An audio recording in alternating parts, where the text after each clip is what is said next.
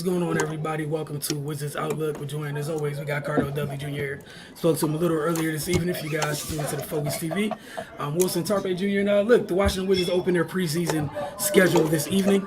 They were hosting the Taipans, and they won in a rout, 145 to 82. Cardell, just what did you think of? What did you take away from tonight's game? I'm happy that they jumped on them and dominated them. Saw an inferior opponent. They didn't play with them. They started the game on like a 13-0 run, and they didn't look back. Key stats. They won a fast break battle 28-6 and points in the paint 64-40. So the largest lead is the final lead, 65 points. The team didn't have the Taipans didn't have the lead at all. So they dominated. They did what they should do. Did pretty well on both ends. Love what I saw out the youngest, especially late in the second half when we on West Sunset realized they were up big to pull the starters and rotation guys and play the guys that are trying to, crack the roster one form or another. I like what Eugene Omarui. Omarui. My apologies. See his impact, the way he played the game down the stretch. That's how you get signed. That's how you keep staying on the roster. That's how you stick in the league, man. Both ends. 16 points off the bench, 3 steals on 6-8 shooting from the field. Got it in on both ends, man. Kind of a undersized forward. He's built more like a Zion, so to speak, but he did his thing, man, both ends. And I love the energy. Even with the game out of hand, they still came out and they competed and they played like it was a tie game, like it was a game within reach for the other team to try to beat them. And he shined, man. It was just an all-around effort by everybody on up and down the roster. You expect Kuz to do what he did, with his 22 points leading the way. You expect Poole, to hit some big shots, 18 on 4 of 8 from 3. Gafford was dunking on him at will, blocking shots. He had 15, 8, and 5. Ty Jones was his efficient self, 11, 5 assists in 19 minutes. Still didn't turn the ball over. You know what I mean? And, Koulibaly, 5 points, 6 rebounds, 3 assists. He only had 4 shots, but he was 2 of 4. That's pretty much going to be his role. You know what I'm saying? Like, he's going to get limited shots. He got to hit a high percentage of them. And then with that, they increase his role. He'll get more shots and stuff like that. That's how the game goes, man, especially for him to be so young. All in all, man, they handle business. They did what they should do. Like I said, I wasn't looking into this like they playing the world champs, the Denver Nuggets or something like that. I was looking at it. I just want to see some improvement. I want to see some positives moving forward where they can hang on, they can build on and keep it moving. One thing I see is that hasn't been there in a long time is guys flying around defensively. That's encouraging. You know what I mean? And they got a lot of pieces that are willing to do those things, man. And they're going to have to do those things to win any type of ball game to be competitive. Because, any team can get hot. They do have a couple of nuclear weapons that can go off like Kuz and Poole and give you 30-plus between the both of them. You know what I mean? But they can't rely on that for 82 games. That's just because at the end of the day, Kuz and Poole going to be at the top of the scouting report for every team coming in. So they're going to try to contain them. But who else going to step up? You know what I mean? Obviously, Denny didn't play. Shaman didn't play. So they still aren't whole.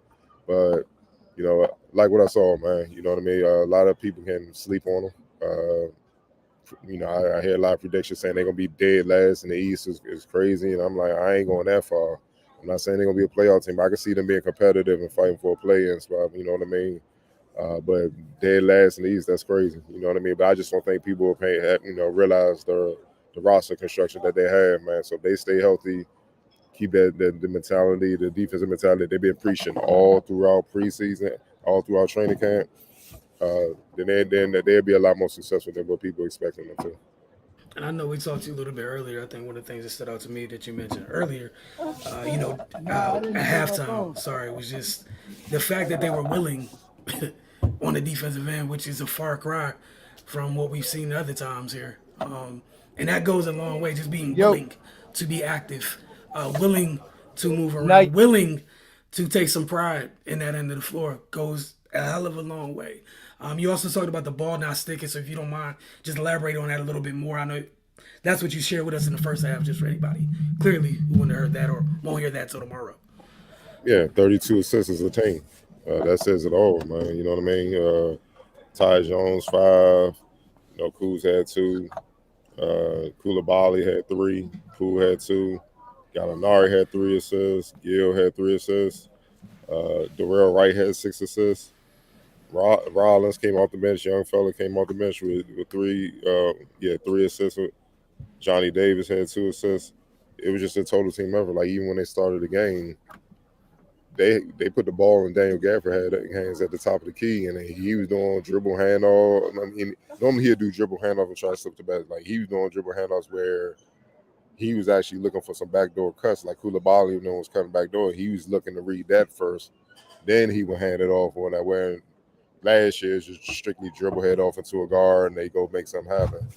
That shows you the versatility and stuff that they're doing with that as far as that they're expanding it. You got a lot of guys' roles, and they're expecting you to be a lot more versatile within the offense, man, so that it can be a lot more harder to guard and a lot less predictable. You know, like kind of years past, hey, Kuz gonna shoot the ball, Bill gonna shoot the ball, Porzingis gonna shoot the ball.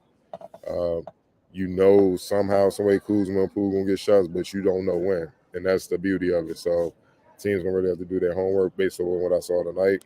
But again, it's just the first preseason game. Considering who they're playing, we got to see them against some NBA caliber competition Thursday and throughout preseason to really get a feel, because every team is ramping up right now. But this is a good start, because like we said in years past against an overseas team or whatnot, it'd be a slow start, and they eventually warm up and then blow them out. They jumped on them from the beginning. They jumped on them in warm-ups. So it was good to see. Yeah, I definitely saw. I saw the 13-0 start, and like you mentioned, we've seen all the ways this doesn't typically go. So on Thursday they'll be taking on the Hornets. I know the Hornets also played tonight, so like you said, it'd be finally a test against it's the first test against NBA action on Thursday. Right. And we'll see how that goes. Don't forget, guys, follow us to Focus TV on your social media mediums, and it's that easy. We look forward to hanging with you guys on Wizards Outlook this year. We did have a comment card over before we get out of here from Big J. 52. Yes, sir. Liking the new energy, pulling Cool's leading. Pesky defense and that dude, Eugene. Yeah, man, you can just see it. I mean, people catch on soon enough. You can just see it. Like, I look at a lot of things than just paper and big names and all that, man. I look at the chemistry, the camaraderie on the bench with them, how they excited for one another. You know what I mean? Like, that stuff matters, man. Those little things that a lot of people ignore matters, man. Because you have all the time in the world, man. If dudes don't like each other, you're not gonna win games. You know what I'm saying? So you can tell, like, they kind of eager to prove people wrong. You know what I mean? Whether that happens or not, that's on them. But they you can tell they not. It's none of that. Like, man, we about to be trash, man. Like, it's about to be a rough season. You don't see that. You see enthusiasm, where it's just like, yeah, looking forward to getting to them. We're gonna surprise some people. It's more of that type of energy. So, it's encouraging. For sure. And then again, 48 hours, we get to see them again, to see this, all the things that you mentioned tonight continue. And that's the important thing for the position at the end. Stacking those things, building on those things. And then by the end of the year, you just see where you end up at. But if those are the things become staples, it goes a long way. Right. But y'all have a great evening. Appreciate y'all for tuning in. We'll get at y'all later.